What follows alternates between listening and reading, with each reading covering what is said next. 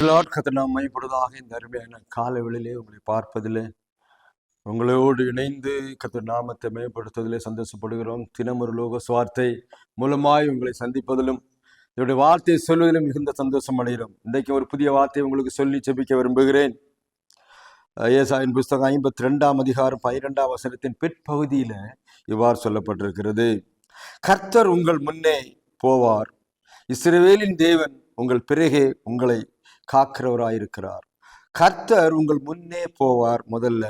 ரெண்டாவது, இஸ்ரவேலின் தேவன் உங்கள் பிறகே உங்களை பின்னாலேயும் முன்னாலேயும் காக்கிற தேவன் என்று சொல்லி இங்கே சொல்லப்பட்டிருக்கிறது. ஏசாயா சொல்லும் பொழுது இங்கே பாபிலோனில் அடிமைகளாக இருக்கும் பொழுது அவர்களை எழும்ப சொல்லி புறப்பட சொல்லி நான் உங்களை கொண்டு போவேன்னு சொல்லி அவர் பேசி கொண்டிருக்கிறார். சோதரம். இப்படிப்பட்ட காரியங்கள் இனிமேல் நடக்கும். நீங்கள் இனிமேல் அடிமையாக இருப்பதில்லை, உங்களை நான் புறப்பட செய்வேன், அதனால நீங்கள் எழும்புங்க என்று சொல்லி பேசிட்டு அவர் சொல்லும்போது சொல்றார், கர்த்தர் உங்கள் முன்னே போவார். நீங்க புறப்பட்டு போறதுக்கு மேல உங்களுக்கு முன்னால தடைகள் 1000 இருக்கலாம், ஆனால் தடைகளை அகற்றுகிறவர் இருக்கிற பின்னாலே நான் உங்களுக்கு முன்பாய் சொல்லுவேன்.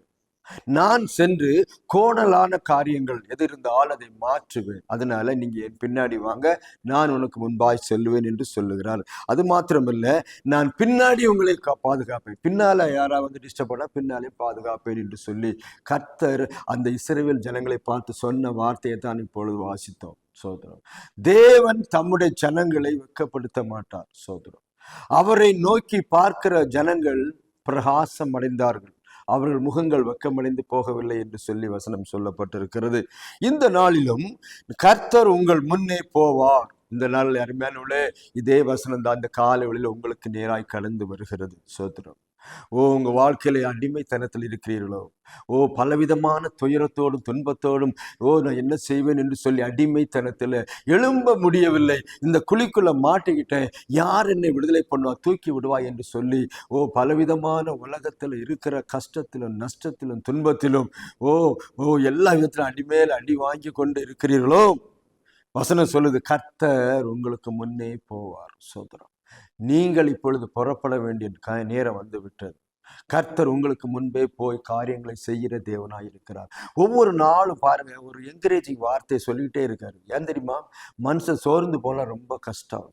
அவன் சோர்ந்து போனா ஒன்றும் பண்ண முடியாது. சோர்ந்து போறவனுக்கு சத்துவத்தை கொடுக்கிறவன். இன்னைக்கு பாருங்க, சோர்ந்து போய் படுத்துட்டோம்னா ஒன்றும் பண்ண முடியாது.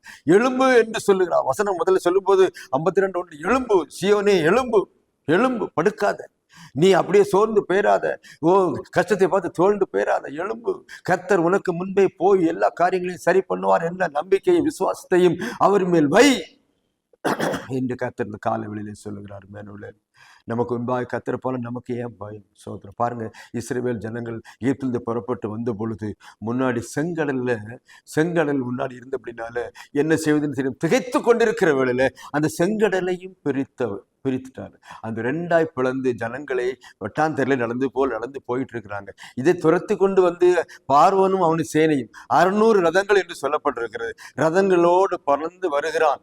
வரும் பொழுது முன்னே போன ஆண்டவர் பின்னாடி வந்தாருன்னு போட்டிருக்காரு. முன்னாடி போனார், அவர் கூட்டிட்டு முன்னாடி போகும்போது அவர் பின்னாடி வந்தார். ஏன் தெரியுமா? பின்னாடி யாரு வரா தெரியுமா? இந்த எகிப்தின் சேனை துரத்தி கொண்டு வருகிறது. சோதரர். அப்ப ஆண்டவர் என்ன பண்ணார்? ரதங்களை இவங்களும் உள்ள வந்துட்டாங்க. எங்க வந்துட்டாங்க? கொஞ்ச நேரம் அவர்களை கிட்ட வராதபடிக்கு தடை பண்ணினார். அந்த அச்சாணிகள் எல்லாம் கலத்தி விட்டாரு. ரதங்கள் எல்லாம் அப்படியே டைவ் அடிச்சுட்டு விழுந்துட்டு இருக்குது ரதங்கள் எல்லாம். அப்போ அந்த ஜனங்களையும் இவர்களையும் ஒன்று சேர விடாதபடிக்கு பின்னாலே பாதுகாத்தார். அதாங்க சொல்லப்பட்டு, பின்னாலே முன்னாடியும் பின்னாடியும் பாதுகாக்கிற ஆண்டவர் இந்த கால வேளையிலே நம்மோடு இருக்கிறார். அதனால ஆண்டவர் சொல்லப்பட்டிருக்குது, அவர் உங்களுக்கு முன்பே போவார். நீங்க எதை பத்தியும் கவலைப்பட வேண்டிய அவசியம் இல்லை. அவர் உங்களுக்கு முன்பாய் சென்று எல்லாவற்றையும் சரி பண்ணுவார். பிறகாலே வந்து பாதுகாப்பார். எத்தனை நாட்கள் கஷ்டப்பட்டீங்களே, என்னை யாரும் கைட் பண்ண ஆள் இல்லை, வழிநடத்த ஆள் இல்லை, நான் எல்லாம் தனியாக தான் பண்ணிக்கிட்டு இருக்கிறேன், எனக்கு எந்த உதவியும் இல்லை, சொந்தம் இல்லை, பந்தம் இல்லை, எதுவுமே இல்லைன்னு நினைக்காதீங்க. கர்த்தர் உனக்கு முன்பே போகிறார். உன்னை சரிப்படுத்தி உன்னை ஆசீர்வதிக்கும்படி அவர் முன்னே போவார். அவர் முன்னே போன நமக்கு என்ன பயம் இல்லையா? பெரிய பாருங்க, இன்னைக்கு நம்ம லெஸ்கார்டோடு தான் மக்கள் போகிறாங்க. ஒரு நல்ல பாதுகாப்போட ஒரு 5-6 காரு வந்து எல்லாம் போயிட்டு நிலங்கள்லாம் அப்படியே பாதுகாத்து கொண்டு போகிறாங்களாம். சோத்திரம். கர்த்தருடைய பாதுகாப்பை தவிர வேற உலகத்தில் ஒரு பாதுகாப்பும் பெருசாக இல்லை. ஆனால் அவர் சொல்றாரு பாருங்க, எத்தனை லட்சக்கணக்கான மக்களை பாதுகாத்தவர். அந்த பாபிலோன், அவருடைய பாபிலோனுடைய அந்த எகிப்தினுடைய மக்கள் துரத்தி கொண்டு வரும்போது அவன் கையிலிருந்து விடுவித்தவர். இங்கே பாபிலோன் கையிலிருந்து விடுவிக்கத்தக்கதா அவன் சொல்லிக்கிட்டு இருக்காரு, நீ அடிமைத்தனத்திலே நீ இருக்க மாட்டாய். உன்னை துரத்துகிறவர்கள் நான் அவர்களை நான் கவனிப்பேன், சோத்திரம். நான் பின்னாலே உங்களை பாதுகாப்பேன், முன்னாடியும் பாதுகாப்பேன். நான் என்ன செய்வேன், எப்படிப்பட்ட காரியங்களை செய்து உங்களை சுகமாய் தங்க பண்ணுவேன். கர்த்தருடைய வார்த்தை சொல்கிற இந்த காலை வேளையிலே அருமையான பிள்ளைகளே, அவர் முன்னாலேயும் பின்னாலேயும் பாதுகாக்கிற ஆண்டவர். உனக்கு நீ நினைக்கலாம், எனக்கு யார் இருக்கா பின்னாடி, என்ன பார்க்கறது சில நினைப்பாங்க, எனக்கு பின்னாடி யார் என்ன உனக்கு பின்னாடி கர்த்தர் பாதுகாப்பார். உன் ஜனத்தை பாதுகாப்பார், உன் பிள்ளைகளின் பிள்ளைகளை பாதுகாப்பார். உனக்கு முன்னாடி அவர் சென்று வழிகளை செவைப்படுத்துவார். இவ்வளவெல்லாம் செய்கிற ஒரு ஆண்டவரை நோக்கி ஏன் நாம் பார்க்கக்கூடாது? இந்த காலங்களில் ஏன் அவரை நோக்கி பார்க்க? ஆண்டவரே, நீர் என்னை பார்க்கிற தேவன், நீர் எனக்கு முன்பாக நடக்கிற தேவன், ஆனால் உண்மை மாத்திரம் நம்புறேன் ஏன் சொல்லக்கூடாது?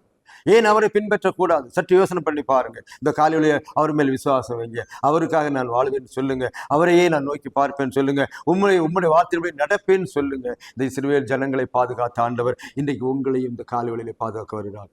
பிரச்சனையோடு இருக்கிறீங்களா? கண்ணீர், கவலையா? கஷ்டத்தின் மேல் கஷ்டமோ, நஷ்டத்தின் மேல் நஷ்டம், எடுக்கிற எல்லாம் தோல்வி அடைகிறது.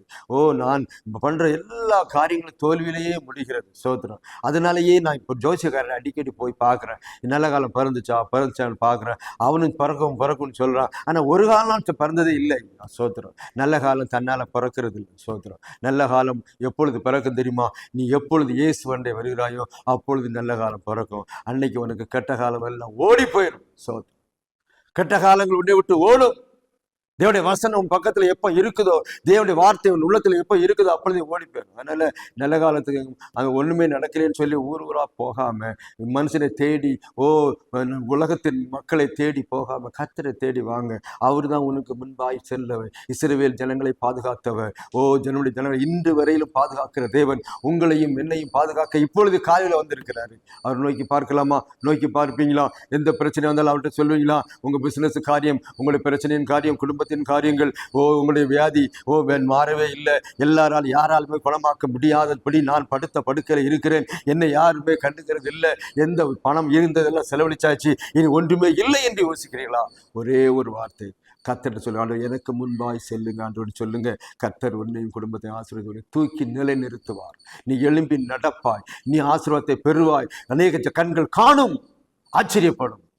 கர்த்தர் இன்றைக்கு உங்கள் வாழ்க்கையில் செய்ய போறார். ஒப்பு கொடுப்பியா? நான் உங்களுக்கு ஆட்சேபித்து முடிக்கிறேன். பரலோகத்தின் பிதாவே, நல்ல ஆண்டவரே, இந்த கால வேளையிலே ஆண்டவரே, ஜனங்களுக்கு முன்பாய் செல்வேன், பிறகே காப்பேன் என்று சொன்னீரப்பா. முன்னும் பின்னும் காத்து வழி நடத்துகிற ஆண்டோடைய கரண்டிலே இந்த பிள்ளைகள் எல்லாரும் ஒப்பு கொடுக்கிறோம். இந்த வார்த்தையை கேட்கிற எல்லாரும் இயேசுவின் நாமத்தினாலே ஒப்பு கொடுத்து செபிக்கிறோம். அவளை ஆசீர்வதித்து பலப்படுத்துகிறாங்க. பிரச்சனைகள், கண்ணீர்கள், கவலைகள், வேதனைகள், துன்பங்கள், எல்லா வறுமைகள், வேதனைகள் எல்லாம் மாற்றும்படி செபிக்கிறேன். ஆண்டவரை நீர் செல்லுங்க அப்பா. உங்களுக்கு சோதரம். அவரை முன்னாடி செல்லத்தக்கதான காரியங்களை கர்த்தர் இந்த பிள்ளைகள் செய்யும்படி ஒப்பு கொடுத்து மனதை மாற்றுங்க. மனசுல நீ இடைப்படும் பேசும் ஆசீர்வதியும் பாதுகாத்துக் கொடுத்து தாழ்த்தி கரங்களை ஒப்பு கொடுக்கும். இயேசு நாம் ஜெபிக்கிறோம் பிதாவே, ஆமென். கர்த்தாவே உங்களை ஆசீர்வதிப்பாராக. கர்த்தர் உங்களுக்கு முன்னே போகிறதுக்கு நீங்க பெர்மிஷன் கொடுங்க. என் முன்னே போங்கன்னு சொல்லுங்க, போவார். முன்னாடி பின்னாடி பாதுகாத்து நடத்துவார். இன்னும் ஒரு லோக சுவாத்தி மூலம் சந்திக்க வரல. கர்த்தாவே எல்லாரையும் ஆசீர்வதிப்பாராக. ஆமென்.